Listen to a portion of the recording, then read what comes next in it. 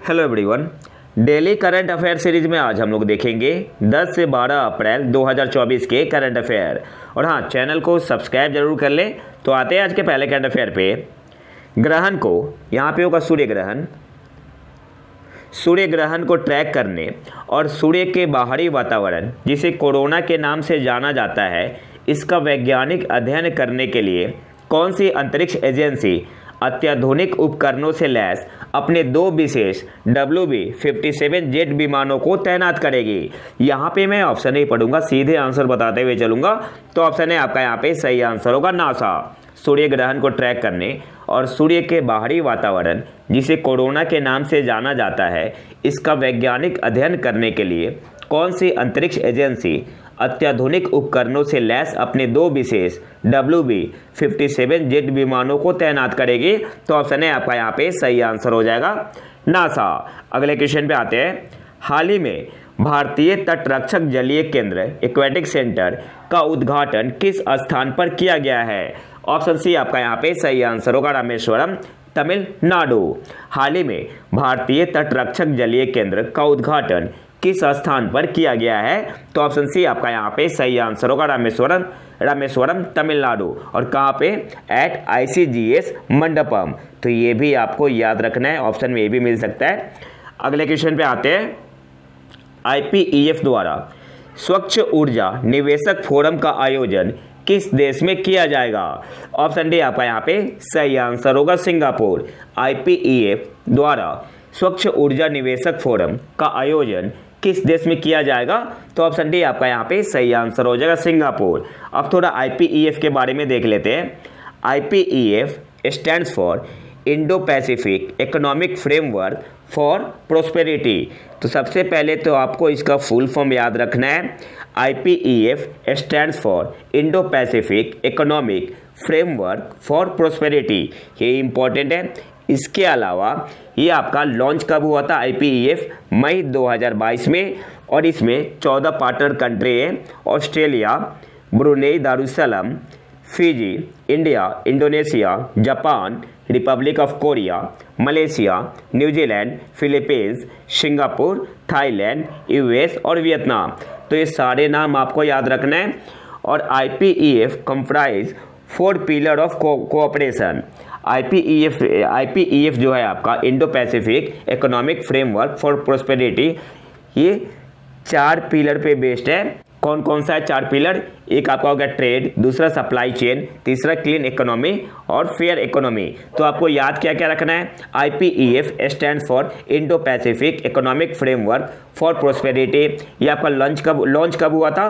मई 2022 में। 14 partner country है। Australia, Brunei Darussalam, Fiji, India, Indonesia, Japan, Republic of Korea, Malaysia, New Zealand, Philippines, Singapore, Thailand, United state और Vietnam. और 4 pillar कौन से हैं IPEF के? Trade, supply chain, clean economy और फेयर इकोनॉमी। तो ये सारे इंपॉर्टेंट पॉइंट हैं। अगले क्वेश्चन पे आते हैं।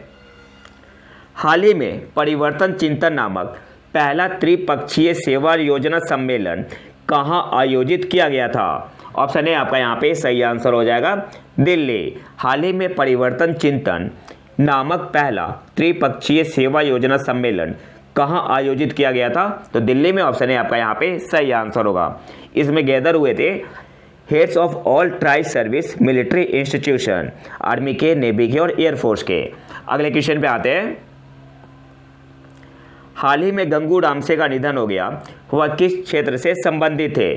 तो ऑप्शन बी आपका यहाँ पे सही आंसर होगा छायाकार, सिनेमेटोग्राफर। तो जो गंगू रामसे थे क्या थे?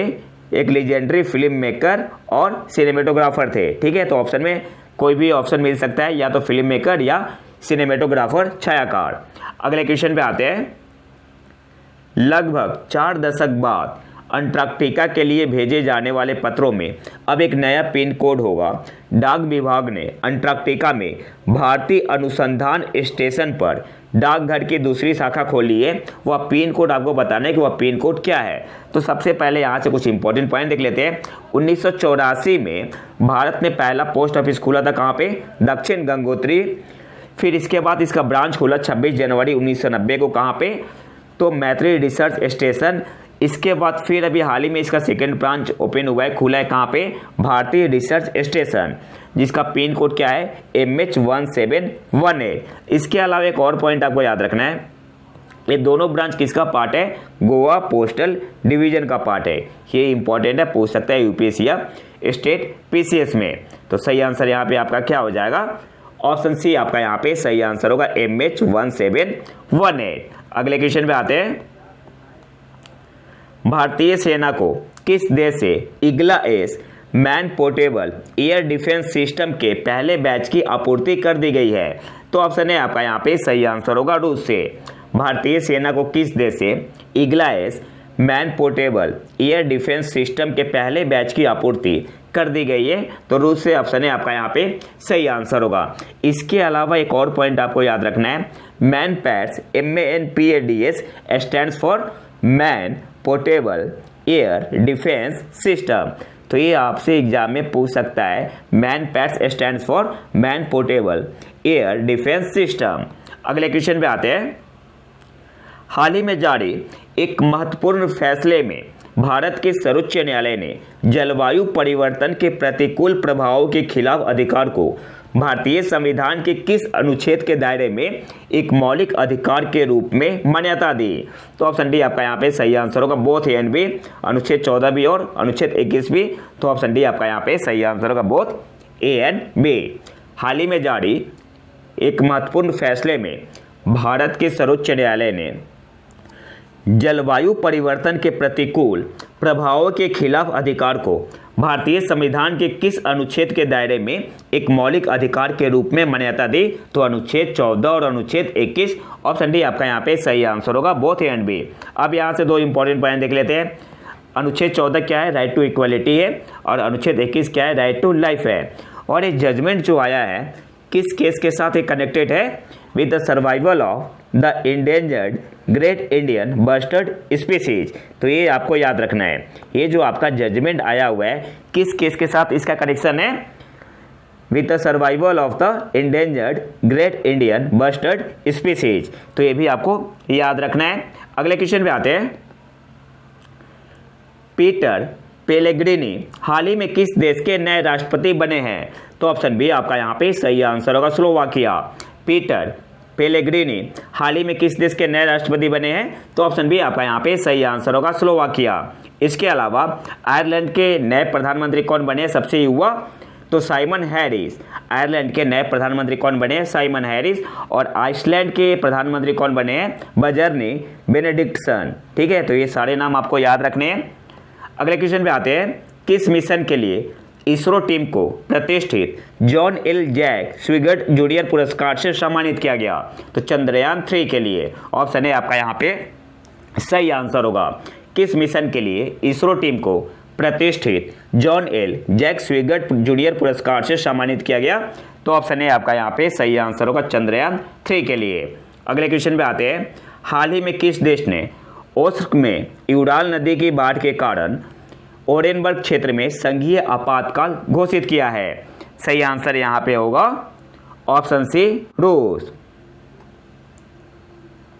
हाल ही में किस देश ने ओस्क में यूराल नदी की बाढ़ के कारण ओरेनबर्ग क्षेत्र में संघीय आपातकाल घोषित किया है? तो रूस ने। ऑप्शन सी आपका यहाँ पे सही आंसर होगा। अगले क्वेश्चन पे आते हैं, हाल ही में एयर इंडिया ने अपने वैश्विक हवाई अड्डा परिचालन का प्रमुख किसे नियुक्त किया है? तो ऑप्शन बी आपका यहाँ पे सही आंसर होगा, जयराज शनमुगम। हाल ही में एयर इंडिया ने अपने वैश्विक हवाई अड्डा परिचालन का प्रमुख किसे नियुक्त किया है? तो जयराज शनमुगम को। अगले क्वेश्चन पे आते हैं, कोचिन शिपयार्ड लिमिटेड किस देश की नौसेना के साथ मास्टर शिपयार्ड मरम्मत समझौते MRSA में प्रवेश करने वाला तीसरा भारतीय शिपयार्ड बन गया है? तो ऑप्शन है आपका यहाँ पे सही आंसर होगा, USA की नेवी के साथ। कोचिन शिपयार्ड लिमिटेड किस देश की नौसेना के साथ मास्टर शिपयार्ड मरम्मत समझौते MRSA में प्रवेश करने वाला तीसरा भारतीय शिपयार्ड बन गया है? तो ऑप्शन है आपका यहाँ पे सही आंसर होगा, USA। अच्छा, पहले दो कौन है? तो एक तो है आपका L&T, एक है आपका L&T और दूसरा है आपका MDL Mazagon dock ship builders limited. तो ये दोनों पॉइंट आपको याद रखना है। इसके अलावा आपको याद रखना है MRSA stand for master shipyard repair agreement. तो ये इंपॉर्टेंट है, आपको याद रखना है।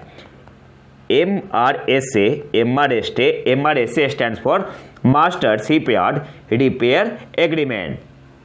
अगले क्वेश्चन पे आते हैं।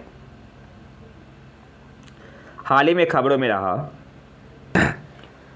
TSAT-1A किस प्रकार का उपग्रह है? हाल ही में खबरों में रहा TSAT-1A किस प्रकार का उपग्रह है? तो अर्थ ऑब्जर्वेशन सैटेलाइट है, पृथ्वी अवलोकन उपग्रह है। ऑप्शन सी आपका यहाँ पे सही आंसर होगा। TSAT-1A किस प्रकार का उपग्रह है? तो ऑप्शन सी आपका यहाँ पे सही आंसर होगा, पृथ्वी अवलोकन उपग्रह, अर्थ ऑब्जर्वेशन सैटेलाइट। अच्छा, TSAT-1A को किसने बनाया है? इसका आंसर आपको कमेंट बॉक्स में बताना है, कौन सी कंपनी ने इसे बनाया है। अगले क्वेश्चन पे आते हैं। प्रत्येक वर्ष विश्व होम्योपैथी दिवस कब मनाया जाता है? सही आंसर क्या होगा?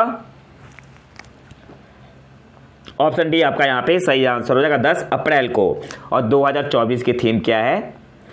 होम्यो परिवार, वन हेल्थ वन फैमिली। अगले क्वेश्चन पे आते हैं। हाल ही में किस देश में नई स्वर्ण समर्थित मुद्रा ZIG शुरू की गई है? तो ऑप्शन बी आपका यहाँ पे सही आंसर होगा, जिम्बाब्वे में। हाल ही में किस देश में नई स्वर्ण समर्थित मुद्रा ZIG शुरू की गई है? तो जिम्बाब्वे में। ऑप्शन बी आपका यहाँ पे सही आंसर होगा। किस देश के नेशनल डिफेंस जनरल स्टाफ के प्रमुख जनरल दिमित्रियोस 24 आधिकारिक यात्रा के लिए भारत पहुंचे? तो ऑप्शन ए आपका यहाँ पे सही आंसर होगा, ग्रीस के है। किस देश के नेशनल डिफेंस जनरल स्टाफ के प्रमुख जनरल दिमित्रियोस 24 आधिकारिक यात्रा के लिए भारत पहुंचे? तो ग्रीस के। ऑप्शन ए आपका यहाँ पे सही आंसर होगा। अगले क्वेश्चन पे आते हैं। काबिल ने खनिजों के लिए तकनीकी सहयोग के लिए किसके साथ समझौते पर हस्ताक्षर किए हैं? तो ऑप्शन सी आपका यहाँ पे सही आंसर होगा, CSIR IMMT के साथ। और काबिल का मतलब क्या हुआ? खनिज विदेश इंडिया लिमिटेड। और CSIR IMMT का मतलब क्या हुआ? Council of scientific and industrial research, institute of minerals and materials technology. अगले क्वेश्चन पे आते हैं। हाल ही में टेल वैली वन्य जीव अभयारण्य में भारत में पहली बार खोजी गई नेप्टिस फिलारा किस प्रजाति से संबंधित है? तो ऑप्शन बी आपका यहाँ पे सही आंसर होगा, बटरफ्लाई तितली। और टेल वैली वन्य जीव अभयारण्य कौन से राज्य में है? तो अरुणाचल प्रदेश में, अरुणाचल प्रदेश में है। और आज के आखिरी करंट अफेयर पे आते हैं। US इंडिया टैक्स फोरम का प्रमुख किसे नियुक्त किया गया है? तो सही आंसर यहाँ पे होगा, ऑप्शन डी, तरुण बजाज को। US इंडिया टैक्स फोरम का प्रमुख किसे नियुक्त किया गया है? तो ऑप्शन डी आपका यहाँ पे सही आंसर होगा, तरुण बजाज को। तो ये तो था हमारा आज का लेक्चर। अगर आपको इसका PDF चाहिए तो अब हमारे टेलीग्राम चैनल प्रतीक IQ करंट अफेयर को ज्वाइन कर सकते हैं। और अगर वीडियो पसंद है तो लाइक करें और चैनल को सब्सक्राइब जरूर कर लें। मिलते हैं नए वीडियो में नए टॉपिक के साथ, तब तक के लिए नमस्कार, जय हिंद।